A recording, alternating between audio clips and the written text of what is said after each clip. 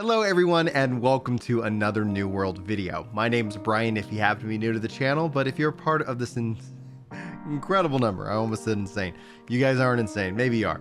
17,383 you guys, welcome in and welcome back. I really appreciate you taking a chance on the content here. And today we're going to be diving into more New World news and information. The latest developer Q&A just released. And I've got the questions right here. I got their answers and I'm going to provide my thoughts. The only disappointment that I have in this latest round is the question that I am going to keep asking is for player aptitude levels. And that was not anything that they asked or was answered in this video. But the good news is that in November, they're going to have the next developer update.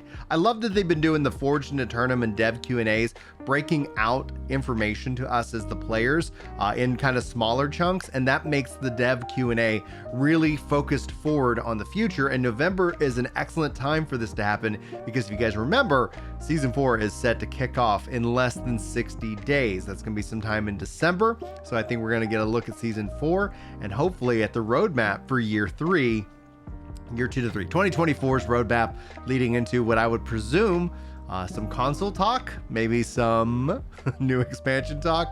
At the end of the day, it's going to be, I think, a very fun and exciting time if you're a New World fan. And if you're not, you should be. They are doing some really cool things, and I'm very pleased with the state of the game and its constant development. Now, hopefully I'll be able to find more time to play, especially do some community game nights now that I've lost well over 40 pounds. I'll have an official weigh-in, I think, here in a month or two. We'll find out, and we'll see how much I've lost since then. That's why you're kind of seeing a little bit of the face in this video, where typically I've been embarrassed because I was very, very heavy. Still got 60 pounds-ish to go, but I'm gonna keep you guys up to date on that journey as well. Anyway, thanks for being here. Let's dive in. It's Katie's birthday today, so happy birthday. That was how they begun the video. But the first question they asked about the new artifacts and new heart runes, where new artifacts are going to be added into the game with each season, but they're still planning on scaling down on the heart runes, and that was something they announced this past spring. So that continuing into 2024 seems that we'll actually finally start to see that, being that the heart runes were already planned. And then as they started looking into, I guess, whatever's to come next year, it's like, well, we're kind of oversaturating the market with these heart runes. Personally speaking, I'd love to see some kind of healing heart rune. I think there's still plenty of different archetypes that they can address with that system. And honestly, I'm fine with the heart runes scaling down somewhat. However, the artifacts, I think, are the most exciting piece of the expansion. And we know that we're going to get some new kind of trinket, which we wonder if it's something like Destiny where you kind of level that up once a year. So who knows? We'll have to, wait and see how that kind of plays out. Now, they talked about server transfers. This is where it's interesting because obviously they're watching how the server transfers, and how the populations ebb and flow. And, as a New World veteran, you know that there's going to be times where there's lots of queue times and there's going to be times where it's easy to get into the game.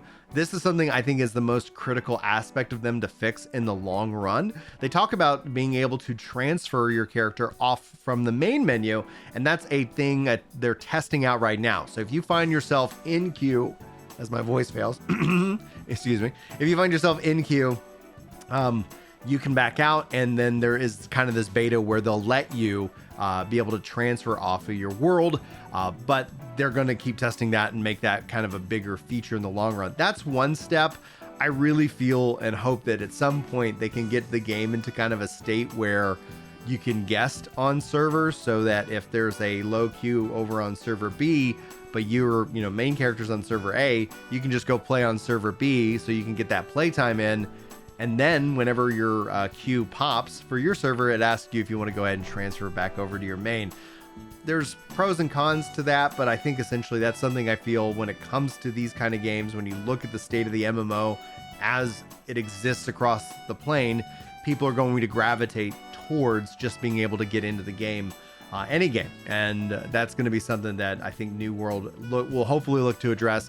I know the more cross-server content that they add will help it out, because then you could choose to be on a smaller server and not have to worry about playing on a streamer's server and then thus not being able to play. But that's, I think, still one of the biggest, tech debts that this game, has going on for it. Anyway, let's move on. They asked about removing or reworking the debuff to resilience on Mutations 2 and 3, and they said they have no immediate change. So dev talk, as a software developer myself, that means that they still need to look at more data. So they're not going to have a knee-jerk reaction. We don't want them to have knee-jerk reactions to these kind of things.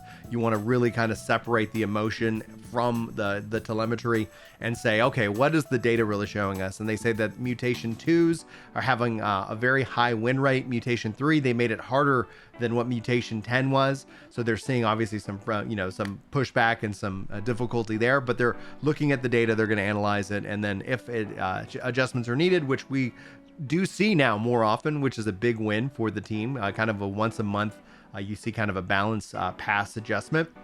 I think that's important because it allows for people to kind of say, hey, this isn't working so well, and they can kind of take a look at the data and see how it actually is performing in the long run.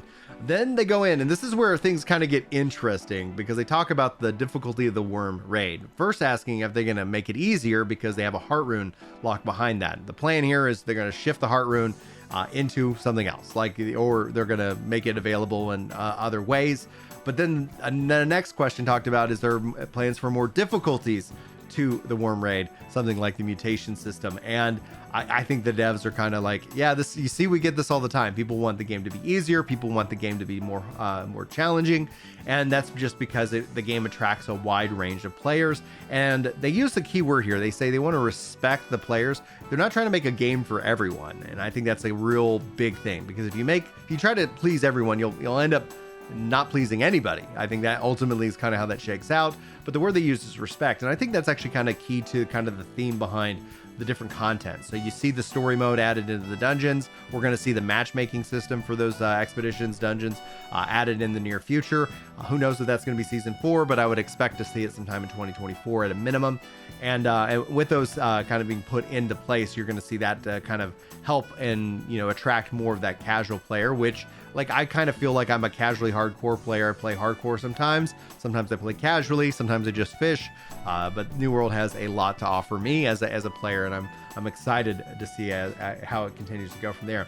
Anyhow, they talk about the Magnify perk. I don't have too many opinions on this because I like how Magnify works, but it doesn't necessarily work for split stats. It doesn't necessarily work for every player. So they're going back to the telemetry. No immediate plans to change this, but they're going to look at the data, and they are going to try to work up a solution so that players who are split statting or needing something more from the Magnify perk can get a little something extra out of that. But they don't have any plans to share on that.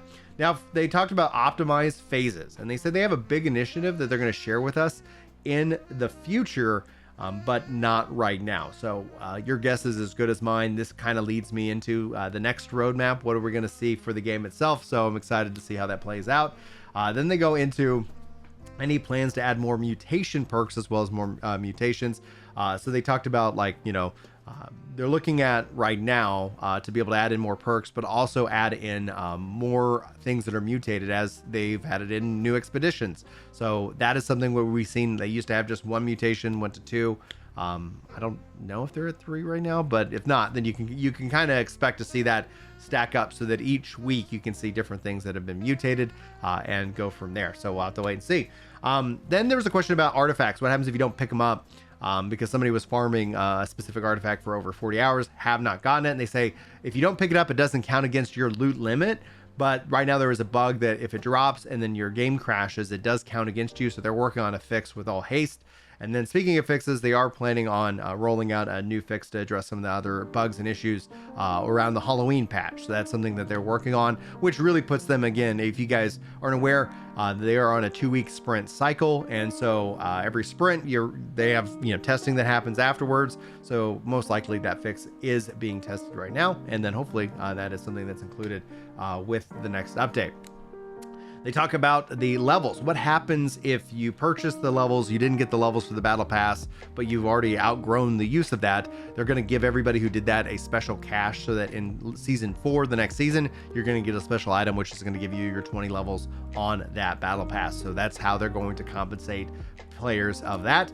Then they talked about adding in more gear set slots. Currently no plans due to the reduction of like kind of all the resiliences and stuff like that, Banes, they feel like that naturally reduces the amount of gear sets that are needed. I absolutely agree, but that doesn't mean that it's going to be locked at 10 for the for the short term. That's going to something that's going to play out over time. So they're going to always kind of look at the data, see what people need, and look to add them. And the fact that they sell them to you like as a permanent unlock is actually a system I support, because I've seen games where they'll rent them to you and you have to pay every month, and I enjoy that I don't have to choose to do that in this game. Like I said at the beginning of the video, next dev update is actually scheduled for November. That's going to be really exciting to see. Hopefully you guys are enjoying the game. I know I am. I hit level 65. Still got a little work to do on the MSQ. The artifact system is amazing. I'm hopefully going to be able to play some more. I did update my controller guide for those of you who are asking about sprint on the mounts. So the updated link will allow you to use the left trigger to sprint. So hopefully you guys get some enjoyment out of that. If you got any feedback or you need anything, just let me know. I'm happy to try and make the best content, but also guides that I can. And hopefully we'll be having some more lunch and loots and do different streams and find a time to be able to have a community game night with you guys. But there's just so many really good games right now. I'm not gonna lie. Super Mario Wonder, if you haven't had the chance to play it, I'm a huge Mario fan, so I'm having a blast with that. But we've got, man, I tell you, this has been a great year for games, and it's been a great year for New World, and I'm very excited to see where it goes from here. Anyway, guys, thanks for hanging out with me. Hopefully you enjoyed this video. Hopefully I'll see you in the next one. But until then, take care.